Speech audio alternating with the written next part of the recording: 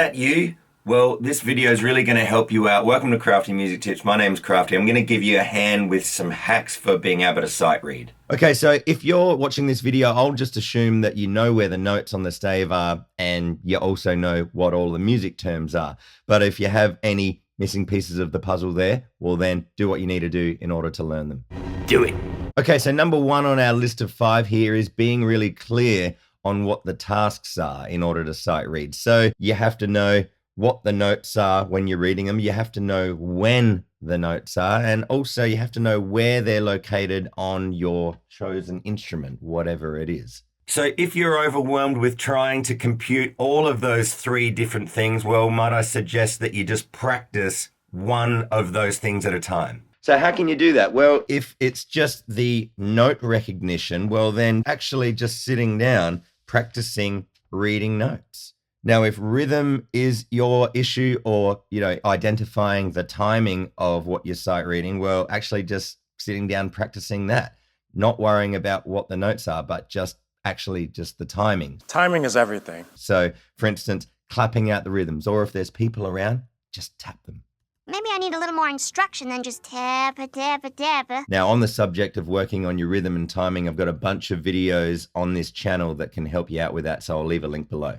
Now, the term sight reading implies that you're going to be doing more than just reading. You're going to be reading what's on the sheet and then applying it to the instrument. So if you're not really super aware of where the notes are around your chosen instrument, well, then just playing some exercises of finding where the notes are is really going to help.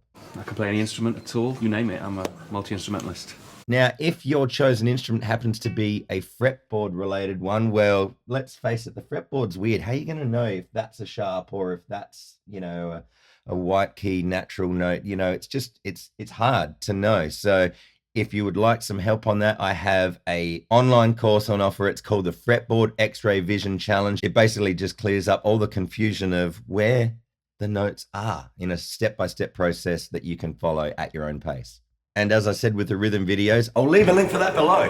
Below! All right, so our second tip here is scanning the page. It's kind of like giving yourself a good roadmap for what is about to be in store for you. So for instance, do you have a bunch of rests that are coming up? Do you have a DSL coda or repeats to worry about? Are there any key changes? Things like that. Just really having a really good overview at the start is really going to make your sight reading much easier when you're in the heat of the moment. It was the heat of the moment. Now, this third tip really helps me. It's saying the key signature notes, what the sharps or flats are, but in your head, just so that you're really clear. If, let's just say you're in A major, all right? And so you've got the sharps on F sharp and C sharp and G sharp. What I do is I tell myself those notes in my head, even though I'm aware of A major and I'm aware of the notes that are in that key, but just saying those notes, saying them, F sharp, G sharp, C sharp, whatever the order is. Anytime that you see a note F or a note C on the page, automatically that will trigger your brain into going, yeah, that's a sharp. Correct! Now, I was leading to this 4th tip just before. It's memorizing all of the key signatures. It's memorizing all of the notes within every key, major and minor, and also what the chords are in that key as well. So how's that going to help? Well, if you can see, okay, I'm in E flat major, and you know all of the notes in that key and you know all of the chords that are in that key, unless there's a key change during the song, well, then there won't be too many surprises. You'll be expecting certain notes, certain chords, and just life will be so much easier. Eureka! The hat goes on the head! It's all so obvious now! All right, so tip number 5 is being able to identify or isolate repeated or similar phrases. So earlier when I said, scan the page, just get a bit of an overview for what you're about to encounter. So for instance, on this little sheet here, I've got 2 phrases that repeat themselves. And if I'm really clear and aware that it's just the same, well, then once I've got this bar down, well, then it's easy. I just repeat it. Or maybe it's a chord progression that just keeps repeating, rather than reading chord after chord after chord, and just knowing, it's just this chord progression and then it repeats and then it repeats, how much easier. But wait, there's more. Okay, so this wouldn't be a Crafty Music Tips video without a bonus tip or two. So here's a bonus tip. Don't stop. That's right. When you're practicing sight reading, just practice continually going. If you miss a bit or if you screw up a bit or whatever, just keep going.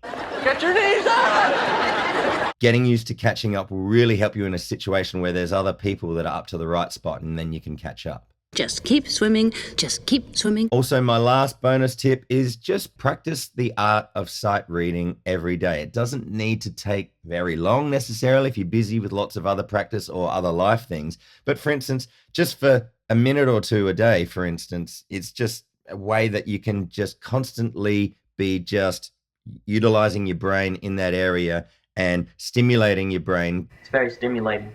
If you only sight read once in a blue moon, well, then it's going to be that intimidating, weird task that you're not really used to. If you're doing just a little bit every day, it's so much easier.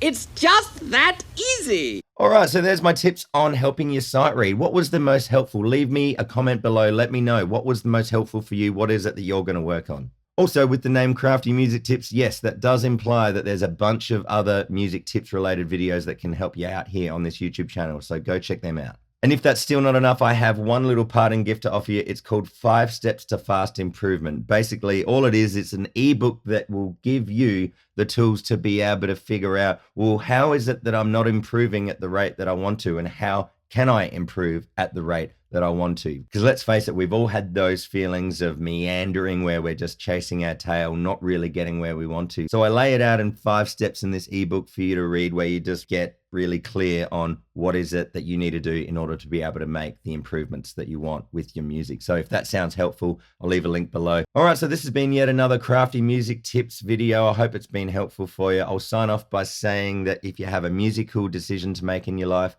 make the healthy one.